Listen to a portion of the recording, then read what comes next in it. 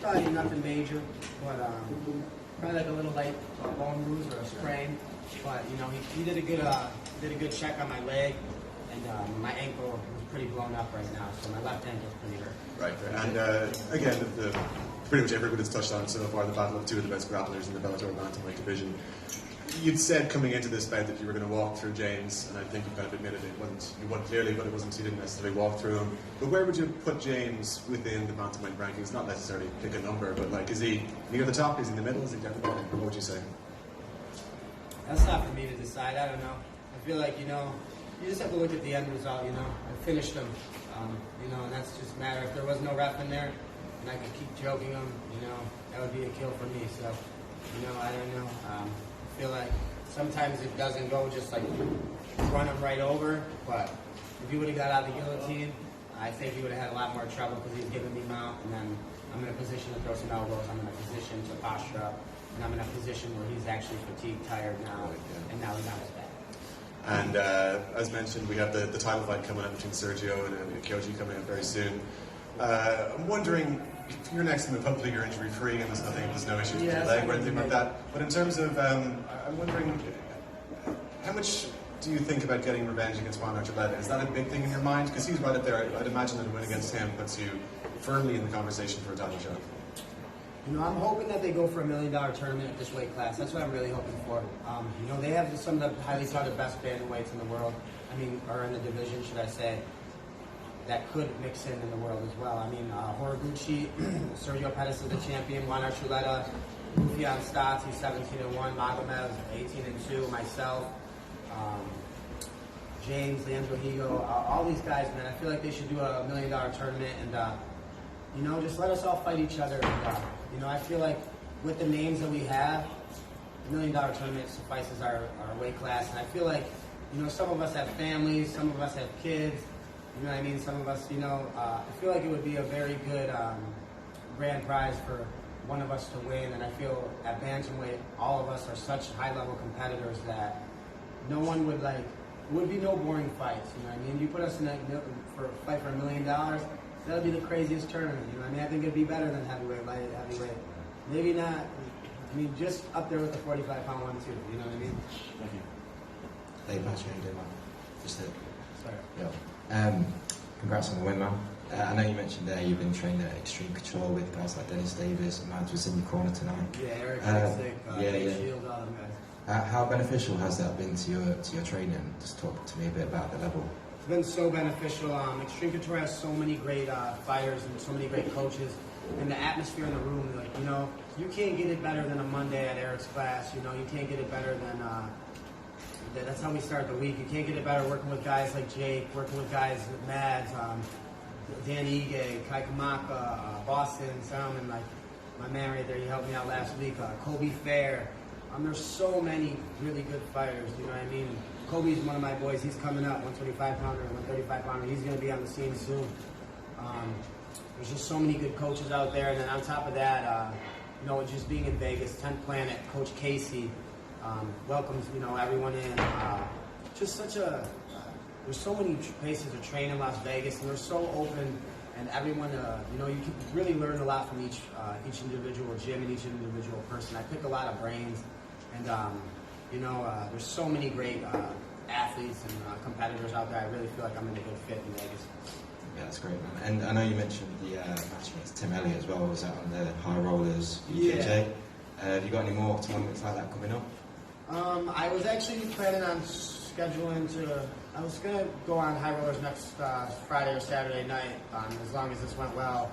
But I don't know how my ankle's gonna feel, so I'm gonna wait till Monday and reassess it. But if it is all right, I wouldn't mind rolling at High Rollers. I like to do it for fun. I like to do jiu-jitsu for fun. I like to compete for fun. Jiu-jitsu is a lot easier for me to compete in because it doesn't have this weighted pressure. You're not getting brain trauma. You're not getting hit in the head, and it's just you're not going through a grueling camp. You know, I feel like I could just roll and have fun. So, you know, it's just like one of my hobbies as well, and it keeps me brushing up on my jiu-jitsu and also being able to compete against guys that are also in the high-level ranks in Bellator, UFC, PFL, all these promotions. You know, there's no it's not like you can't cross promote, you know what I mean? So I could still go potentially get submissions over guys in other promotions. Yeah, come on, congrats on the win, bro. Thank you. Thank you. All right, I'll say. Defending it at first, and then did a good job of like that. You know, I did have a large weight cut, but he did a good job of like grappling back. I expected like I know he's a grappling expert as well, but I felt like I dominated him a little easier. And when he gave it back, it kind of fatigued my arms. A big adrenaline dump, though. You know, with that crowd's it's crazy out there, man. It's like a movie. That's what I kept telling my boy Mads over there. It's like a movie. Is that the loudest crowd you've obviously ever fought in front of? Yeah. Maybe the loudest crowd. I fought in front of Madison Square Garden. It was absolutely buzzing in there, but this one was different. They're like the MSG crowd. They don't get behind their guys like this, man. I don't know what it was, but they were like, it's like a movie. I'm telling you, it was something incredible. I always want to fight in front of that. That's, to be honest with you, it's crazy. Was James maybe, because there was obviously a lot of shit talk between you and him going in this week, you know, a lot of back and forth. You said you know, publicly you said you were going to run through him. Was he actually tougher maybe than you expected then on fight night? Yeah, he was tougher than I expected, but I knew he was mature. But it was, you know, it's fans that saw the fight as well. You know, he's talking a lot, I'm talking a lot. We wanted a lot of fans here. We wanted the energy here. So, but you know, he earned my respect, and he did have my respect before as well. Like I said, as a competitor, he has my respect. But outside of that, you know, there's some moral codes I think you have to follow by. And maybe he don't like me and I don't like him, but you know, still kind of respect his game and stuff like that. Just after the finish, you got up and you shouted something at James when he was on the ground. What did you say to him? It was nothing. It was just more of us. I wasn't talking throughout the fight, and James was talking a lot to me. So he was like, "You have nothing for me, mate. You have nothing for me. You've got shit for me." That's what he kept saying. So that was at the end of the second round. If you look, when I had him against the cage, and then I crucifixed him. I tried to land some elbows. I wanted to cut him, but you know, I think I told him. I don't even know what I said. You know, should have helped him up like I said I was gonna, but. Instead, I think I was caught up in the moment, and I think I said I do have something for you. What was the story with the weight cut? Obviously, you missed weight yesterday. Was there a reason, an injury coming in or anything like that, or what was the issue? No injury. I think I just I came in here on Sunday, and I quarantined until Monday, so I had Monday, Tuesday, Wednesday. I had 3 days to cut a lot of weight, and I just didn't hit my mark. Normally, I'm able to hit that mark, but my body stopped sweating when I was in the sauna. I had like 137. My scale was actually a little lighter. So I thought it was only a pound over, but their scale was, I think, 0.6 or 0.8 from mine. But it wasn't like I missed by 5 pounds. You know, I've never missed weight my whole entire career, 27 fights, amateur and pro. And, you know, I was at 37, you know, and to get fined for, you know, the amount of money I did for a pound, believe me, I tried everything I could to meet that. What was the amount you were finding? Because, you know, there was a lot of talk yesterday about negotiations back and forth. Did James ask for a big percentage, or what was the story there? I'm not sure. Our managers discussed it and stuff. They worked it out, but it was, you know, it was just a normal fine, you know, the standard fine, I believe. The last thing for me, you seem to gain a bit of respect from the Irish fans. You got a few cheers as you were leaving. Did you appreciate that? Yeah, man. I like the Irish people. I like them all week, man. They're one of a kind. These fans.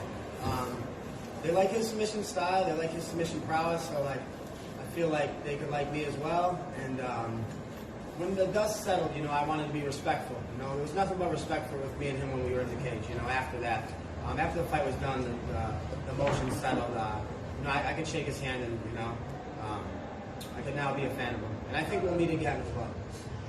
The weight cut was already mentioned, but you also ended up over here without your coaches. Could you speak a little bit on what happened there? Well, I ended up without my coaches because one of my coaches, his sister got very sick from the vaccination. She got vaccinated, and then she had a stroke maybe like a week later. So he was very nervous. One of my coaches, a little older of a man, and of course Jake Shields was supposed to come with me, but he didn't want to get vaccinated either. He's kind of anti-vax. And then my buddy Dennis was also my other coach, my wrestling coach. But I made up for it. Earlier in the week, I came out here with my boxing coach only. But then my boy Mads Burnell, number 2 featherweight over there, he's from Denmark. He flew out here from an hour away to show love, him and his coach. We call him MSP now. His other coach there, they came out, they showed love, man. They really picked it up for me. Alex couldn't have held that banner by himself, and Mads came in the second round, and he gave me great advice. We trained together at Extreme Couture. there was a lot of stuff that I hear from like Dennis Davis, Eric Nixick, a lot of stuff, technical stuff that I feel like I was able to capitalize on going forward in between rounds. Kyoji Horiguchi and Sergio Pettis are going to be fighting for the title. Where do you see yourself featuring in that title picture? I'm right there. I'm 15-1 now with 12 finishes. I feel like I'm right there, but whatever Bellator wants to do, I'm down for. I definitely want another shot at the belt, and I just captured this name with a big finish. But I'm going to take it tonight, take a week or two, talk to my management, kind of just like reassess things and get back into training. Like I love training more than all this, man. I love to train every single day. So this stuff it comes with a lot of pressure on your shoulders. With a fight like this magnitude in front of these many fans. So I just want to take a little bit of time, reassess things, talk with my family, see what's next, and just keep moving forward. The narrative coming into the fight was a battle between two slick grapplers. It seemed like it was almost a battle of the guillotine in there tonight, specifically in the grappling department. How did you feel James matched up with you? He's tough, man. He's got very under... Make sure to subscribe to the LowKick MMA YouTube channel for all the latest news, event previews and interviews with some of the biggest stars in MMA.